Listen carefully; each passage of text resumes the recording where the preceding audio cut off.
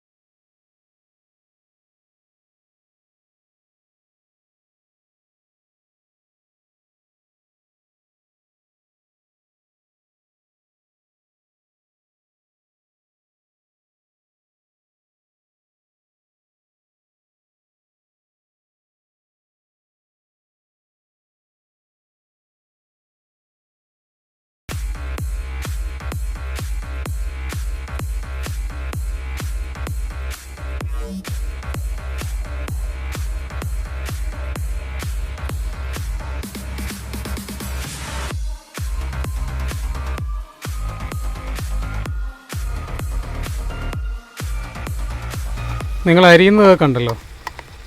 ഇനിയിപ്പോൾ നമ്മൾ ആഡ് ചെയ്യുന്നത് ഇഞ്ചി, വെളുത്തുള്ളി, പച്ചമുളക് ഇത്രയും കൂടെ അരച്ചതാണ് ഇത് ചേർക്കുന്നത്. ക്വാണ്ടിറ്റി എല്ലാ പ്രാവശ്യത്തെ പോലെ ഡിസ്ക്രിപ്ഷനിൽ കയറി ചെക്ക് ചെയ്താൽ മതി. ഇനി ഇതിലോട്ട് ഇളക്കി ഇതും പച്ചമണം മാറുന്നിടം വരെ വഴറ്റണം. അപ്പോൾ ഉള്ളി വഴന്നു വരുന്ന സമയത്തേക്ക് അതും വഴന്നോളും. അതുകൊണ്ടാണ് ഉള്ളി വഴലുന്നതിന് മുന്നേ ചേർത്തത്. ഉള്ളി ഉണ്ടോ വഴന്നു വന്നു, അതിലേക്ക് നമ്മളിനി തക്കാളിക്കാണ് ആഡ് ചെയ്യുന്നത്. തക്കാളിക്ക് വളരെ കുറച്ചേ ഉള്ളൂ, വളരെ കുറച്ച് മാത്രമാണ് തക്കാളിക്ക് വേണ്ടത്. ഇതും വഴന്നു വന്നിട്ട് വേണം ഇനി അടുത്ത ഇൻഗ്രീഡിയൻസ് ആഡ് ചെയ്യാൻ. ഗസ്റ്റൊക്കെ വന്നിട്ടുണ്ട്, നിങ്ങൾ അവരെയൊക്കെ ഒന്ന് കണ്ട് പരിചയപ്പെട്ടിട്ടോ. അപ്പോഴത്തേക്ക് തക്കാളി വഴന്നു വരും.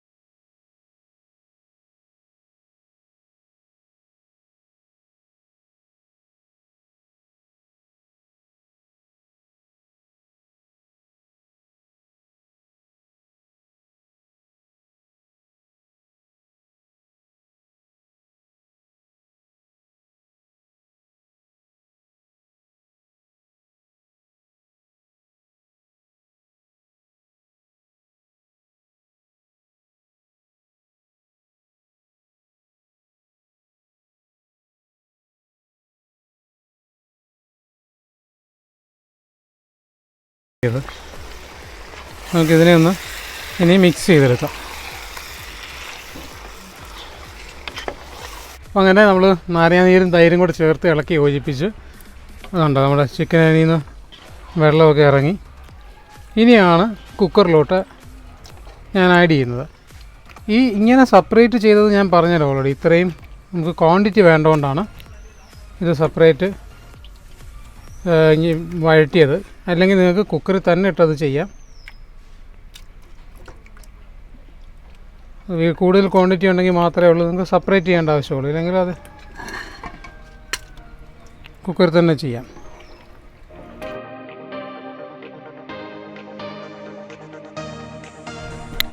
നമ്മളപ്പോൾ ചിക്കന് എല്ലാം കുക്കറിലോട്ടാക്കി. ഇനി ഇത് അരിയാണ്. അരി ഇത് 3 ഗ്ലാസ് അരിയോളം ഉണ്ട്. ഇതിനാണ് നമ്മൾ അളന്നത്.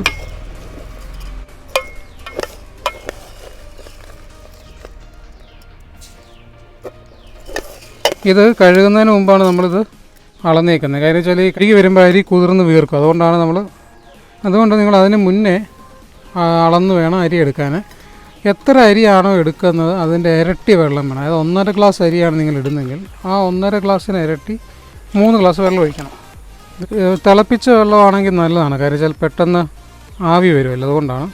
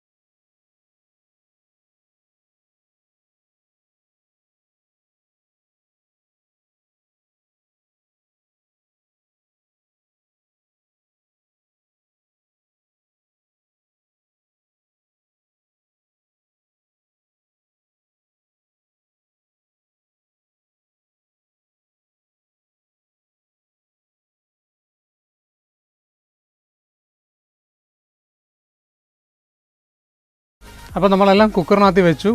ഒരു വിസിലാണ്. ഞാൻ മുമ്പേ പറഞ്ഞത് ഒന്നുകൂടെ പറയുകയാണ്. മീഡിയം ഫ്ലെയിമിൽ ഒരു വിസിൽ മാത്രമാണ്. അതേപോലെ അരി എത്രയാണോ എടുക്കുന്നത് അതിന് ഇരട്ടി വെള്ളം. അതായത് 3 ഗ്ലാസ് അരിയാണെങ്കിൽ 6 ഗ്ലാസ് വെള്ളം. ആ അരി ഇളക്കുന്ന അതേ പാത്രത്തിൽ തന്നെ വേണം, അതേ ഗ്ലാസ്സിൽ തന്നെ വേണം വെള്ളം എടുക്കാൻ. ഇത് വിസിലടിക്കുമ്പോഴത്തേക്ക് നമുക്ക് സാലഡ് ഉണ്ടാക്കാം. ഇന്നൊരു പ്രത്യേക സാലഡാണ് ഉണ്ടാക്കുന്നതിന്. നമുക്കതിൻ്റെ വിശേഷങ്ങൾ കാണാം അടുത്തത്. നമ്മൾ പച്ചമുളക് അരിഞ്ഞിട്ടുണ്ട്, ക്യാരറ്റ് പീൽ ചെയ്തതുണ്ട്. ഇത് രണ്ടും ചേർക്കാം.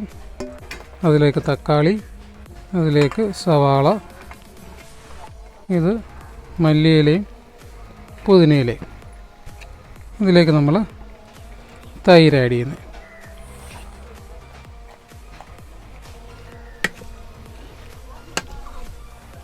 ഇതിനെ എല്ലാം കൂടെ മിക്സ് ചെയ്തിട്ട്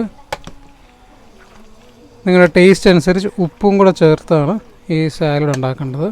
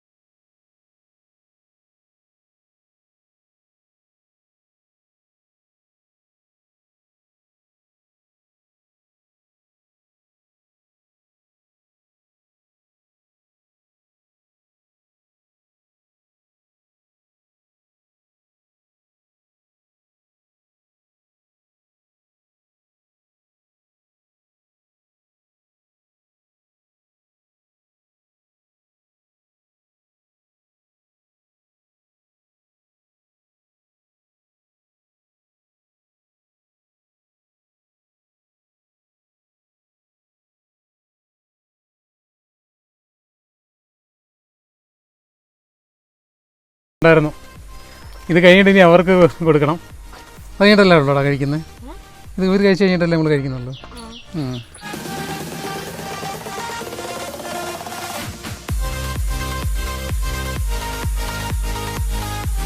അപ്പോൾ ഇത്രയും പറഞ്ഞോണ്ട് ഞാൻ ഈ വീഡിയോ ഇവിടെ എന്ത് ചെയ്യാണ്. അപ്പോൾ ഇപ്രാവശ്യത്തെ വീഡിയോ നിങ്ങൾക്ക് എല്ലാം ഇഷ്ടപ്പെട്ടെന്ന് വിചാരിക്കുന്നു. ഇഷ്ടപ്പെട്ടെങ്കിൽ എന്ത് ചെയ്യണം? സബ്സ്ക്രൈബ് ചെയ്യാത്തവർ സബ്സ്ക്രൈബ് ചെയ്യണം, ബെല്ലൈക്കൺ പ്രസ് ചെയ്യണം. അടുത്ത എപ്പിസോഡിൽ ഇതേപോലെ ഒരു കിഡിലൻ റെസിപ്പിയായി വരുന്നത് വരെ ടേസ്റ്റ് ക്രൂസർ സൈനിങ് ഓഫ്.